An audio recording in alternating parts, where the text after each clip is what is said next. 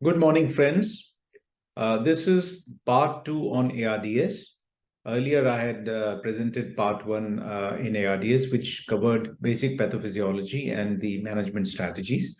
Now, here I'll talk about the recent advances that are happening in the field of ARDS. As you know, ARDS still remains a major global problem, and in US alone, there are more people dying from ARDS than from breast cancer or HIV infection. And globally also, it affects 3 million people, and ARDS itself accounts for 10% of ICU admissions. And of these patients, 24% will receive mechanical ventilation. And despite the decades of research, treatment options are still very, very limited, and mechanical ventilation continues to remain the mainstay of management. And the mortality continues to be for severe ARDS in excess of 40%. Studies have shown, especially the randomized controlled trials over a period of time, have shown a decline in the mortality. However, large-scale observational studies have still shown the same mortality. It has remained unchanged in the last decade. So it still remains a major problem. Now, what are the changes that the scientists are expecting when they look at, ARDS from a new perspective or from a new lens? One is the present definition may need to be modified. So the suggestions, which are future areas of research, are that we could incorporate a biomarker. We'll talk about that. Which is like the troponin I of the acute MI. Or we could also look at the, based on the data science and the data mining, if we get some treatable traits, so we can look at that and strategize the treatment accordingly. There is also a thought process that, this was given as an example in the last ARDS definition, so we know how to quantify them. The other thought process is maybe now we need to, look at inclusion of something like oxygenation base index rather than the PO2 by FiO2. So Kigali definition has got some traction now, which doesn't require PEEP for defining ARDS. It just looks at the SF ratio, SpO2 by FiO2. If it is less than equal to 315, and there are bilateral opacities on lung ultrasound or chest X-ray, we can call it ARDS. Now, this was given when the Berlin definitions came out. Small hospital in the town of Kigali, this was in the country called Rwanda, wanted to participate, and they gave this suggestion. But again, there are two caveats here. The lung ultrasound and SpO2 by FiO2 ratio have limitations as diagnostic tools. All of us know that. People have gone a step further, and they have given two other indices, which are oxygenation index and oxygen saturation index. Oxygen index is mean arterial pressure into this FiO2 by PO2 ratio. Oxygen saturation index is map into FiO2 by the oxygen saturation. So these they have defined separately. So they have given the idea also, and they have the proponents of this definition have suggested that an IV can be given when the between a certain range of oxygenation index. So this is a thought process that is building up.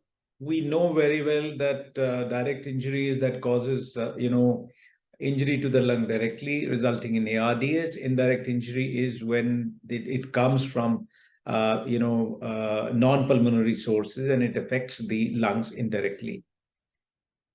So over a period of time, our pathophysiological understanding has become much better. We understand the alveolar capillary junction much better.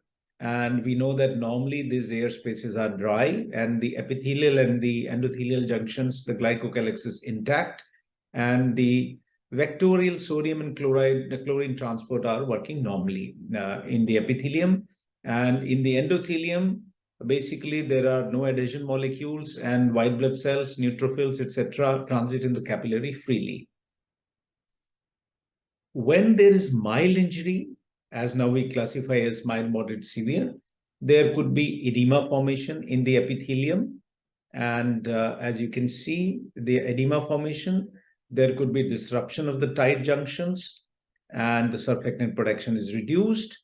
There is impaired sodium and chlorine transport, and there is mild glycocalyx shedding here, as you can appreciate. Activated epithelial cells will secrete chemokines and adhesion molecules. Same time, endothelial injury also occurs. Again, disruption, loss of some glycocalyx, leakage of plasma, and RBC might be injured when they are transiting through the capillary. So this is what is happening. When it becomes severe, you find that there is significant edema, glycocalyx is completely gone from the epithelial lining, the surfactant is gone. In fact, there is a hyaline membrane formation, and all the inflammatory players come into play. RBCs can leak out, significant interstitial edema, it's flooded with inflammatory cells and the protein-rich fluid. Who is this?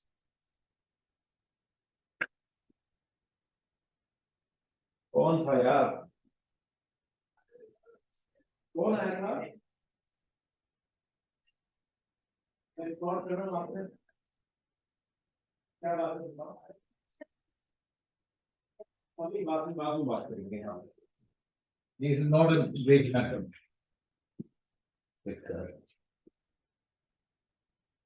पागल लड़की.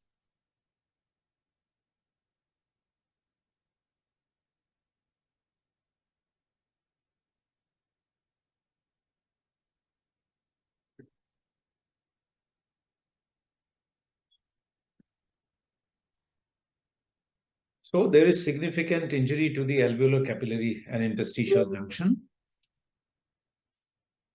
The pathophysiological consequences of this injury are manifesting as decreasing lung compliance, increased work of breathing, ventilation perfusion mismatch and shunt, severe hypoxemia and diffuse bilateral X-ray findings. And there is end expiratory alveolar collapse, and PEEP shows a better result, it recruits them. So whole lot of things, and finally, because there are inflammatory cascade playing, it could also lead to multi-organ failure. Now, this cartoon tells us about the potential treatable traits in the ARDS. It's a pathophysiological model. And what you see in italics are the inflammatory markers, all the biomarkers. So they look at different biomarkers. For example, let's start from here. This is inflammasome activation that is happening here in the alveolar cell. So the markers are IL-18, IL-1 beta, ferritin, IL-1. The inhibitors that can be used here to stop this would be NLRP3 inhibitors and disulfiram. Similarly, the epithelial injury that is occurring, the markers identified are SRAGE and SPD, and solnitide is the thing that can stop this. Similarly, inflammation that is happening here, IL-6, TNF-R1, corticosteroids, mesenchymal stromal cells, simvastatin, IL-6 inhibitors can play a role. So the idea is lot of biomarkers associated with specific events that are happening in the either in the alveoli or in the endothelial blood capillary have been identified, and then there are ways to control that. So this is where it is going. It is very, very target specific. That's the way the research is going. These are some of the biomarkers: epithelial biomarkers, endothelial, inflammatory, anti-inflammatory, etc. So they have been identified. But the problem with biomarkers is we still do not have one single biomarker that we can use, like I said in the beginning, to define ARDS in addition to the clinical findings. So we don't have a biomarker as yet. We have many biomarkers, but there is no one universal biomarker. So we have a problem. Second important thing is phenotyping in the ARDS. That means classifying the patients into different phenotypes and then looking at the impact of treatment. Basically, the idea was that we target a particular treatment in a group where the effect would be maximum. So this was called the prognostic enrichment method. I'll not go into the detail. You will understand when I discuss Carol-Calfee studies. So what we understand now is that there is a distinct hypoinflammatory group of patients in ARDS where the injury is less, where the mortality is also less. So here you can see that this is the hypoinflammatory group. So this is a normal epithelium. Now this has the the alveolar capillary junction, and this is the alveolar inflammation that is happening. It's mild. So this is hypoinflammatory. On the other hand, in hyperinflammatory, you have vascular inflammation as well as combined inflammation. So this is hyperinflammatory where a lot of cytokines are released. Now, this was identified by Caroline Calfee and researchers from the US. And what we have seen so far is, the things that have reduced mortality are pertaining to the ventilation, some strategies, low tidal volume, restrictive fluid strategy, neuromuscular blocking agents, initial 48 hours, and prone positioning. However, we haven't found any mortality benefit or survival benefit with pharmacological interventions.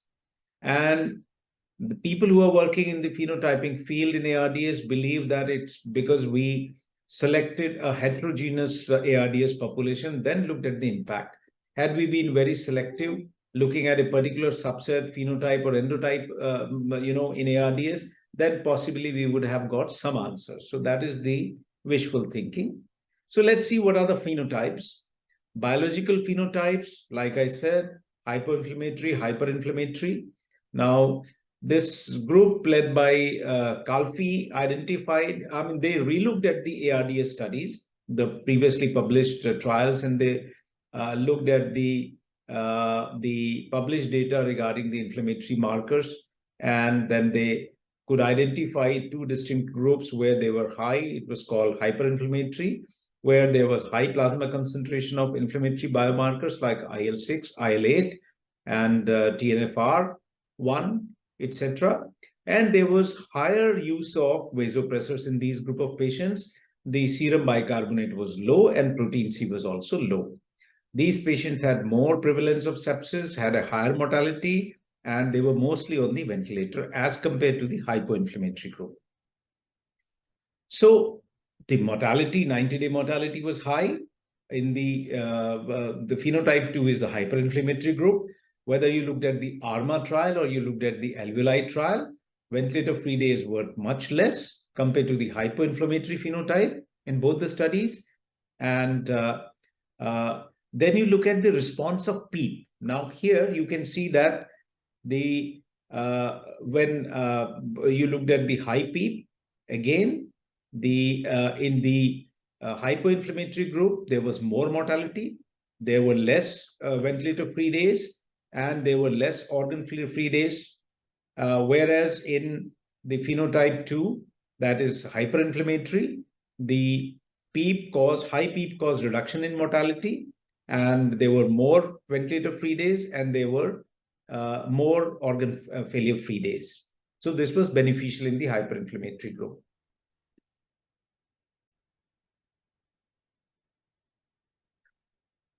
So then the same group looked at the FACT trial, the data from the FACT trial. So there also, they had identified an uninflamed group and a reactive group, basically same, like the hypoinflammatory was the uninflamed and hyper was the reactive group.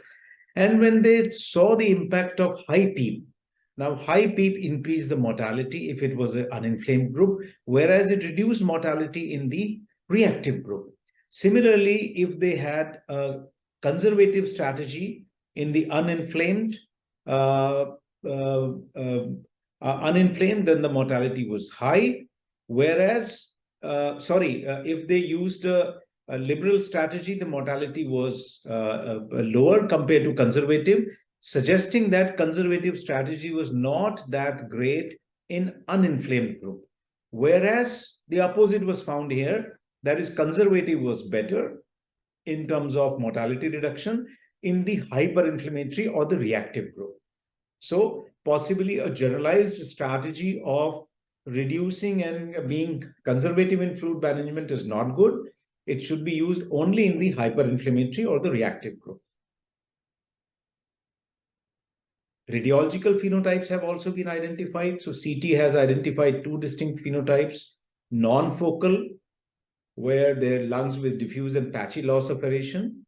These will respond well to the recruitment strategies, and the oxygenation and the compliance would improve.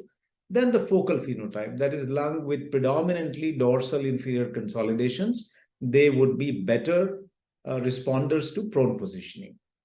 But an RCT which utilized this, radiological phenotyping and then personalized treatment was given, did not find any mortality benefit. So we don't know how this information can be better utilized.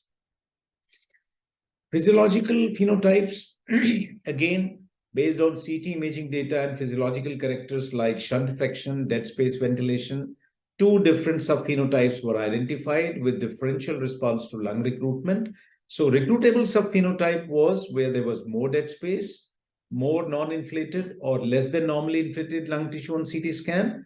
The compliance was lower, PF ratio was lower, they had a higher risk of death. And when the PEEP was increased from 5 to 15, there was a much better improvement in aeration and the PF ratio in this group. So when the PEEP was increased, there was significant improvement in the compliance and the dead space ventilation reduced significantly. We'll talk about that recruitment also later. People have given a lung injury predictive score, LIPS. So this LIPS group gave this score where they looked at shock, aspiration, sepsis, pneumonia, and high-risk surgery as contributing to the score. And lung injury score more than 4 was found to be predictive of ARDS development. And they found this was better than Apache 2. They could identify patients with high risk of ALI early in the course of their illness by doing this score. So they utilized this score and also utilized aspirin in patients who had LIP score of more than equal to 4. They gave a loading dose of aspirin 325 milligram, 81 milligram subsequently daily to see whether it makes any difference in the development of ARDS, can be prevented by aspirin. But they found there was absolutely no difference in preventing the development of ARDS or in secondary outcome like ventilator-free days, length of stay in ICU, or 28-day survival, or a 1-year survival. So it didn't work in these patients. Let's look at other therapies. This preventive therapy failed with aspirin. So we know that standard therapy is the protective lung ventilation. When we are using low tidal volume, we are limited by development of hypercapnia and respiratory acidosis. And we can apply extracorporeal carbon dioxide removal, the ECOR, which is going to be launched in India soon. This ECOR to remove the carbon dioxide, extracorporeal way of removing carbon dioxide was tested initially in a small study. So the patients were on protective lung ventilation. This control group, only low tidal volume was being given, whereas in the study group, in addition, ECOR was also given. The tidal volume was reduced significantly, ultra protective 3 ml per kg. However, they did not find any difference in primary outcome. That was ventilator-free days. Post-hoc analysis revealed that when PF ratio was less than 150, then using the ECOR along with ultra-protective lung ventilation resulted in more ventilator-free days. Possibly the matter is debatable. 2 major trials are going on, Supernova and REST. They will give us the answer. People have also looked at the responders. So which patient where we can utilize ECOR. Some data showed initially published in the Blue Journal that the alveolar dead space and the alveolar dead space fraction and the static respiratory compliance can guide patient selection for finding out the ECOR responders. And it's better than the oxygenation criteria. People also looked at salbutamol, IV salbutamol. So because studies had shown that The experimental studies showed that beta-2 agonists can increase sodium transport by activating beta-2 receptors, which are present on alveolar type 1, type 2 cells. Remember, we discussed it when we were talking about the pathophysiology. So it can help in reduction of pulmonary edema faster. There was a single center phase 2 RCT which showed that 7-day infusion significantly reduced extravascular lung water. But then subsequently, when a multi-center RCT was done, where they gave 7 days of IV salbutamol, they had to stop it prematurely because there was an increase in 28-day mortality in the salbutamol group. And 2 subsequent trials also showed lack of efficacy for resolution of ARDS. So salbutamol is out. What about keratocyte growth factor in statins? Well, keratocyte growth factor is an important in alveolar repair, and this has the potential of being beneficial in ARDS. A phase 2 trial did not find significant difference in mean oxygenation on day 7. It found evidence of harm, that is, fewer ventilator-free days, longer ventilation, and higher 28-day mortality. So possibly has no use. Statins showed in initial studies reduction in inflammation and progression of lung injury in experimental models. They were found to be safe. So 2 trials were done, SAILS RCT, statins for acutely injured lungs from sepsis. There was no significant difference when rosuvastatin was given compared to a placebo in 60-day in-hospital mortality or ventilator-free days up to 28 days. HART2 RCT, which was hydroxymethylglutaryl CoA reductase inhibition with simvastatin in acute lung injury. This also did not show any significant difference when simvastatin was compared with placebo in ventilator-free days, non-pulmonary organ failure-free days, or 28-day mortality. Steroids. We know all of us love to use steroids because they have potent anti-inflammatory effects that could be of benefit in ARDS. They have established themselves as standard of care for patients with COVID-19 ARDS after the recovery trial. The role of corticosteroids in ARDS management has been controversial because of many reasons. People have used different types, doses, and duration in the studies. So there were a lot of heterogeneity in the type of studies. Then people use different patient populations. For example, some used in early, some used in late. And some of the corticosteroid studies were done before the lung protective ventilation became a standard. One of the NEGM study, which all of us have read, showed that the persistent ARDS was associated with increased risk of mortality, both 90-day and 60-day, when steroids were initiated beyond day 14 of ARDS onset. So when you are starting it late, it has potential to increase the mortality.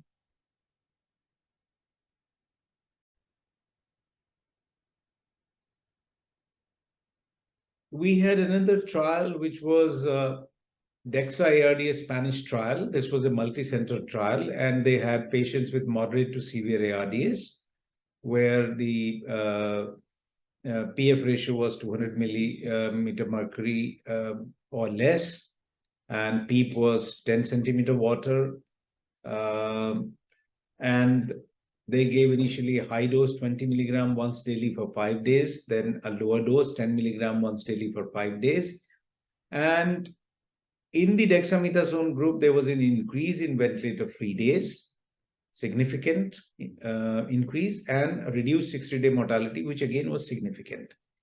But there were limitations that the dexamethasone was not blinded, so use was unmasked. Then they used sealed envelope method of randomization, which is not a very standard method. Study was stopped at 88% of planned sample size, so they could not complete the study. A subsequent meta-analysis found a mortality benefit in favor of corticosteroid use, but the jury is still out in the open. Another suggestion that was given by Laurent Brochard and colleagues is that they tried to show a difference between 2 ventilation modes, pressure and volume, in ARDS patients, especially severe ARDS patients. So when the ARDS patient is active, the transpulmonary pressure is sum of pressure generated by the machine as well as by patient's respiratory muscles. So when we are using pressure targeted modes like pressure assist control ventilation or pressure support ventilation, they showed that true driving pressure is higher than the displayed airway pressure. However, with volume control ventilation, transpulmonary and tidal volume are constant, irrespective of the muscular pressure. So it doesn't affect it. And another problem is in pressure control assist ventilation, when patient is making a strong effort, both transpulmonary pressure and the tidal volume increase substantially, which causing harm, may have the potential to cause harm to the patient. And in pressure modes, they showed that APRV non-synchronized pressure targeted mode resulted in lower tidal volume and lower transpulmonary pressure compared to fully synchronized and partially synchronized modes like biphasic airway pressure and pressure assist control mode. So despite the similar settings on the ventilator and despite the similar patient effort. So they have highlighted this is volume control ventilation. So with a deeper effort by the patient, in the pleura, you can see the effort is much deeper. This is the airway pressure, and this is the muscle pressure, and this is the flow. There is no change here. It remains constant. However, with this kind of a situation, the plateau pressure increases significantly, and the peak flow also increases, showing the impact of the increased muscular pressure. And the same you can see. So this is pressure control assist ventilation. So here you can see this is the inspiratory effort. When a deep inspiratory effort is there, you will find that the flow is more and the pressure also increases. Another however, we do not know because all the ARDS network trials have used volume control strategies. So whether this paper by Laurent Brochard is important or not, I do not know, but it gives a perspective to us that volume control may be better in limiting the lung injury. High frequency oscillation ventilation, well, we know Oscar and Oscillate did not find any usefulness. Oscillate caused more damage because the in-hospital mortality was higher, significantly higher in the HFOV group. So these trials do not support the routine use. However, a patient level meta-analysis suggested that HFOV increases mortality for most patients, but it improves survival in patients with severe hypoxemia who are on conventional ventilation. How severe? When PF ratio is less than 64 millimeter mercury. But we have to see this, people have to try in some large scale RCT. Recruitment maneuver like the study, the phenotyping, the hyperinflammatory phenotype, they found the effect of recruitment was better. But when we look at the data, published data, initial data was encouraging. It showed that ARDS patients, the application of recruitment was better in terms of oxygenation, and there was no significant difference in barotrauma. So even recent meta-analysis suggested that it reduces mortality and there is no additional increase in risk of barotrauma. However, it doesn't affect the 28-day and hospital mortality. But the ART trial that was done a large-scale alveolar recruitment for ARDS showed that patients with moderate or severe ARDS, when they were randomized to a strategy, lung recruitment maneuver and PEEP titration according to best respiratory system compliance, or a control strategy of low PEEP, there was significant increase in 28-day mortality in this group. So as of now, application of recruitment remains highly controversial, and the step-ladder increase and the incremental PEEP is completely out. Even the Surviving Sepsis campaign suggests that if you are doing recruitment, Than the conventional way. 20 years ago, we were using 40 for 40, 50 for 50, 60 for 60 in the CPAP mode. So that is what they are recommending now. Well, next thing is ECMO. ECMO usage is increasing in India. So we had two trials. CSER trial was a UK-based trial. It was a multi-center RCT. ECMO was done in one center and ventilation was done in many multiple centers, but the ventilation was not standardized. So it showed an economic benefit and a mortality benefit, but there were limitations because only 76% of the patients in the ECMO arm received it. And the analysis was per protocol, not intention to treat.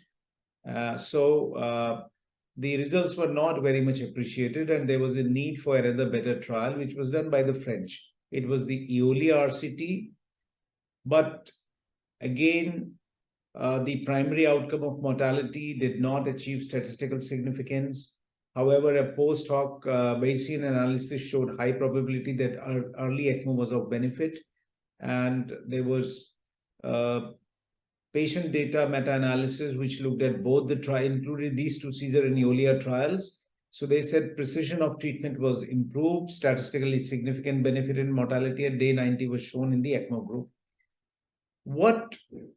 I don't know what to make of this, but in the EOLIA group, the ventilated arm patients who crossed over to receive ECMO because they would have otherwise died, a lot of them improved and survived.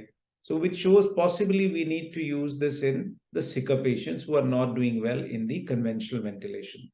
So I think protective lung ventilation, proning, and then we should move to ECMO. This was a consensus, comparison of the various guidelines that have been given by ATA, CSICM, SCCM. So for low tidal volume, the strength of recommendation is strong. For prone positioning, strong. Not to use high frequency oscillation ventilation, strong. Higher PEEP in moderate to severe, again, it is conditional because not in the mild group. Recruitment maneuvers, again, conditional, and VV ECMO, they did not give any recommendation because the evidence was insufficient. So where are we going in terms of future research? Well, we may be targeting the driving pressure, which is P-plat minus PEEP, to target the ventilation in addition to the low tidal volume and the P-plat of less than equal to 30 target. And we may also be looking at placing an esophageal catheter and monitoring the transpulmonary pressure and keeping it above zero to prevent de-recruitment. And then I think ECMO is coming up in a big way. And also we are looking at concept of mechanical power. So earlier and for a long time, we remained pressure centric. We identified P-plat, then driving pressure, transpulmonary pressure. But now it's being realized that even the airflow, the tidal volume, respiratory rate, or the minute ventilation are equally contributing to the driving pressure. So if the resulting tidal volume is high, it is because that the overall mechanical power of the breath delivery is also high. So this also concept is catching up and may be incorporated in the ventilators now so that we can measure the mechanical power and control it. So evolving standards are keeping the driving pressure less than 15 and helmet NIV better than the other things, or use HFNO for mild hypoxic failure. Use neuromuscular blockers when indicated, especially in severe hypoxemia, severe dysynchrony, markedly increased respiratory drive, and difficult to safely ventilate patients. Pharmacotherapy, early steroid for other causes, late is completely out. Conservative fluid strategy in patients who are having severe ARDS, moderate to severe ARDS, or are in septic shock, especially the reactive phenotype group. So to end my talk, somebody in 2021 proposed 10 commandments where we need to give treatment as per the severity of ARDS, control the tidal volume, plateau pressure, and the driving pressure, give high PEEP to moderate to severe ARDS, do recruitment maneuver, use neuromuscular blocking agents in severe ARDS, moderate to severe ARDS, to prevent the initial desynchrony, and use assisted ventilation when we are weaning them rather than straight away putting them on pressure support. We may use rescue therapies, APRV, recruitment. A lot of these are rescue therapies. Then we have ECMO, which can be VV ECMO can be utilized. And finally, weaning. We have to focus on weaning also. So this is the new information. As of now, there is no single strategy or a drug that can help us in ARDS.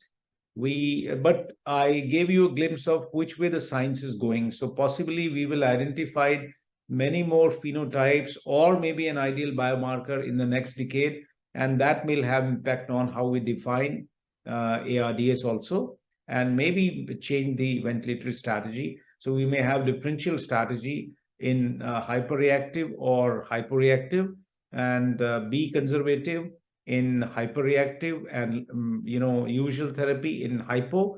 So, and high PEEP in hyperinflammatory and normal PEEP in hypoinflammatory. So these things can come and they have to be proven in large scale studies.